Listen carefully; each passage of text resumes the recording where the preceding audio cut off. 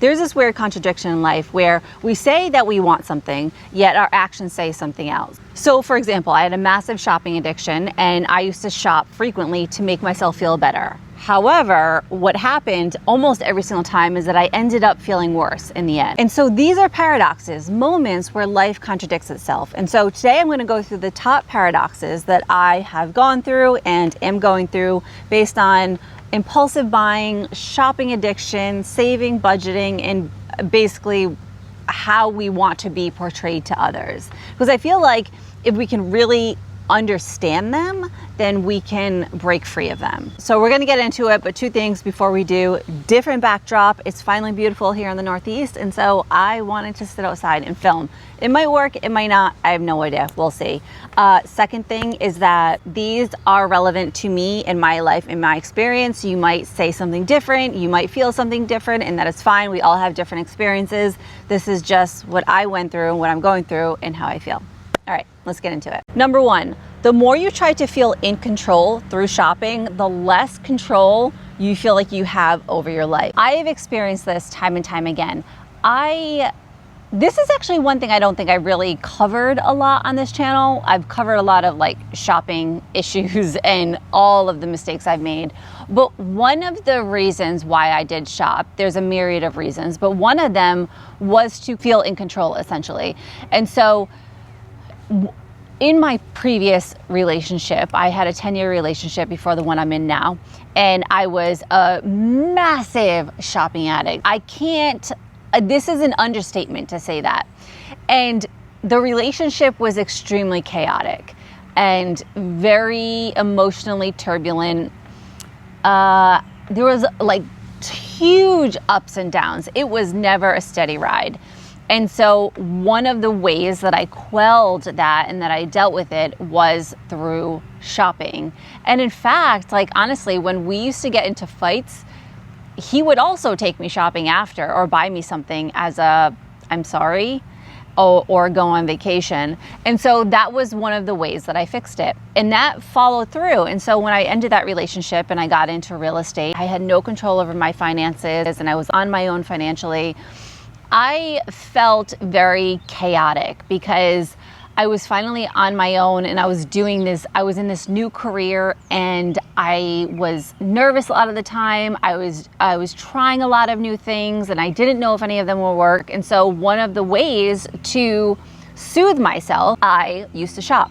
But what would happen in the end is that every single time, no matter what, I would end up feeling stress because I would either spend that money on either makeup or skincare or clothing that should have been put towards a bill or in savings. And I knew this. And so when that bill or expense came up, I would be tight and then I would have to take from my savings, which was always uncomfortable. And then the other thing, which would make me feel out of control, is that the clutter would build up more and more and more. And so I would come to a point probably every quarter or half a year where I would feel so overwhelmed by the stuff I have that the only thing I wanted to do, I'm not kidding, the only thing I wanted to do was put it in a pile and burn it. Because I saw no value in any of it. Like I really thought if I could just like get rid of all of it, I would feel better and I would not miss any of it, which means that I wasted thousands of dollars on items that, you know, that had no intrinsic value in my life and were not worth it. And so basically paradox number one is that the more control you try to gain in your life by shopping, the less control you feel because debt, because of the clutter, because of the regret, because of the shame. The shame was a big one. I regret and shame, even though my ex was pretty much okay with me shopping, like he knew, but it was so bad that I still hid a lot of what I bought from him. I would buy things on sale to save money, but really I wouldn't have purchased that thing or in that amount. And so I really just spent more money than I should have. Sephora VIB sale is a huge case in point.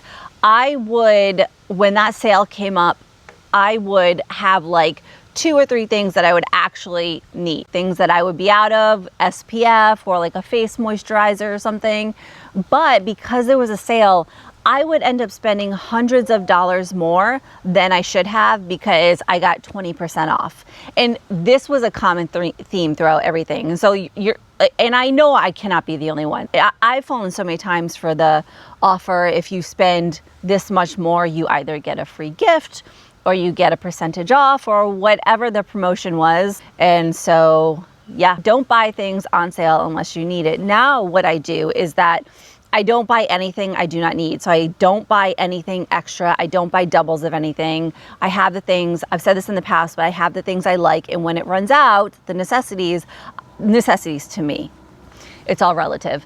When that thing runs out, I will buy it. But now what I do is that I will sometimes wait for that thing to go on sale if I anticipate it going on sale, and then I'll buy it. But I only buy that thing, that's it. So in that case, I am actually saving money, but generally the theme throughout my life prior to this was that I spent way more than I should have. This was a really big one for me. The more you have, the more you feel you need. A shopping addiction fuels the feeling of never having enough. I remember so many times, because I've tried to quit shopping multiple times throughout my life, all failed attempts. But there were points in time when I would think I'm going to stop buying, let's say, clothes. And then I would end up being like, oh, well, I need a workout gear, or I need sneakers, or I need shoes.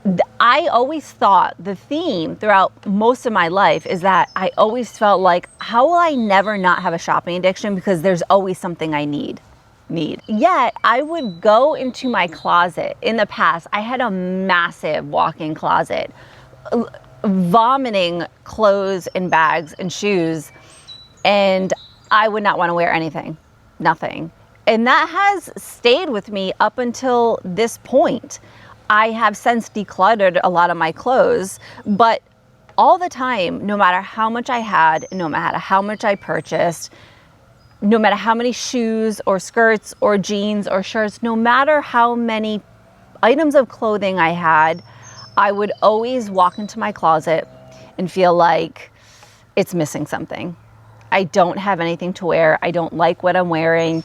And so it's just funny that the more we have, the more we feel like we don't have anything. And from what I've seen from people who are minimalists or who have a capsule wardrobe, is that they don't actually suffer from this because they have limited items. And so they're not digging through a wide variety of options to choose from. Just be mindful, because it's a sneaky little thing that happens to all of us when we have a massive shopping addiction. So paradox number 4. Are we on number 4? I think so. Many people avoid budgeting because they think it's restricting. But the fact is that it's actually restricting your future freedom. And so I've heard so many people, YouTube, short form videos like TikToks, many people will say that they don't budget because they feel too restricted. The way that I think about this now is that I used to feel really restricted with a budget anytime I tried it. And this is why I think I failed so many times. But because anytime I tried it, I always went over, and then I didn't budget for something specific. It just never worked for me.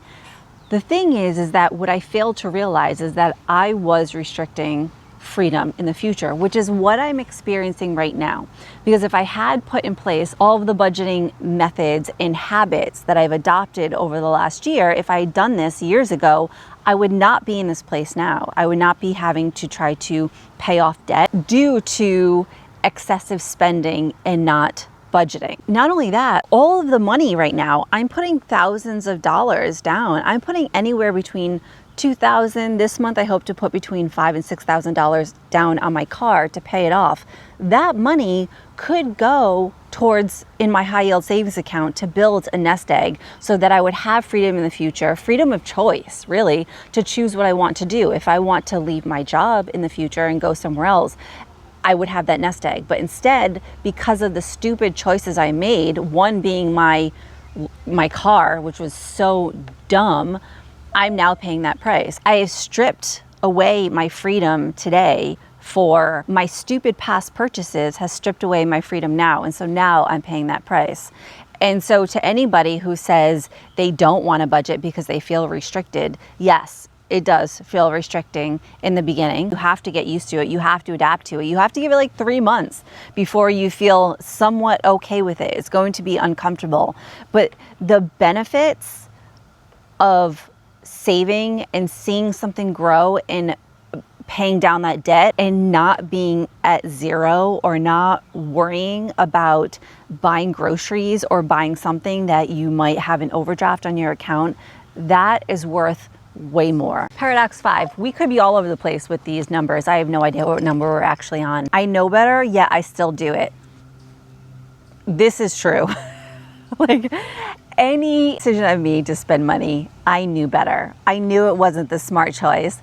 I just never went through the steps to like really think it through and think why I should not buy said thing or instead save my money. A lot of us know that our purchases are irrational, yet emotion overrides logic every single time. Case in point, if you watched my May budget video, I spent a few $100s at J. Crew, which was not the best decision. I should have just saved that money and wore something. I bought something for an event, but I ended up buying multiple things. And that is a clear example of, I know I should not do something. I know I should not buy something, yet I do it anyway because my emotions overrode logic in every sense.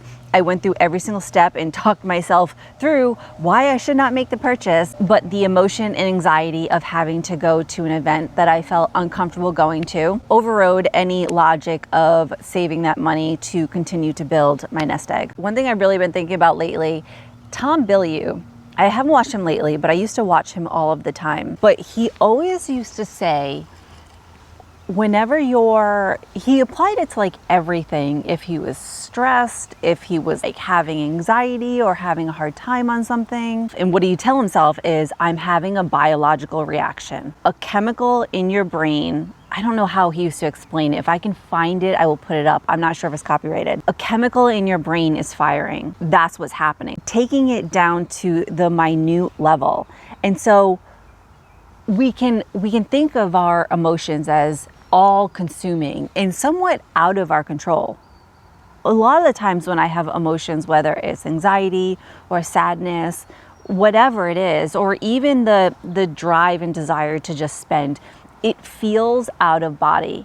But when you actually think it's just a biological response in your brain, that's it. You realize that you can actually override it. It does take effort, it does take skill and awareness, but it is something that you can overcome. The trick here, and it's something that I definitely have not mastered, is being aware of that all the time and putting it into place. Next one is, you buy things to make your life look better, but behind the scenes, your life is just a lot messier. This is something I don't have any clear facts on, but instinctively, what I feel is this is what happens with a lot of influencers and content creators whose content is solely based around lifestyle and aesthetic. If you think about any of these influencers, and I definitely experienced this in my own life before I became a creator of any kind, is that you want to look a certain way and appear a certain way, and so you continue to buy things. Behind the scenes, it feels messy, it feels chaotic. What would be nice, you know what I would love to see, is for influencers who do these large hauls constantly, or they're constantly buying and trying on new things. I would love them to get on camera, because I know this happens. I know it does. I would love for them to get on camera and talk about the times when they're feeling completely overwhelmed, either by the amount of stuff that they have, or the debt that they're carrying because of the stuff that they have, or the pressure to try to keep up with it, or their cluttered spaces, whatever it is. In my past relationship, when I was at the height of my shopping, I can't even exaggerate the amount of products I had in a bathroom. We had 2 homes, one in Florida and one in Massachusetts. And the amount of products that I had, and I was not a creator. I did not get any of this stuff for free. I don't test any of it. I tested it for my own use, but like, oh, it's just such a waste. And it is chaotic and it is messy. Life is funny. And when I started to learn about these, I was like, oh yeah, that's interesting. I do all of those things. So, you know, we all make mistakes, but the goal, I believe, is to make sure that your values and your morals line up with your actions. And for a very long time, they never did.